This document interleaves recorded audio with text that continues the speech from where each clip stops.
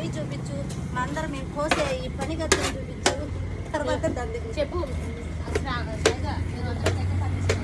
చెప్పు ఆడైంది పని నొక్కాడు సీరియస్ గుండు.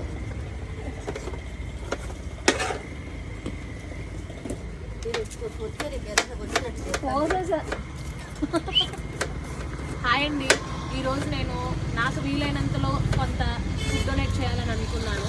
అందరూ చాలా వేస్ట్ చేస్తున్నారు ఫుడ్ అని చెప్పి చాలా వీడియోస్లో మీరు చూస్తున్నారు కదండి. ఎందుకు వేస్ట్ అవుతుందంటే అది చాలా తినడానికి వీలు లేకుండా ఉంది.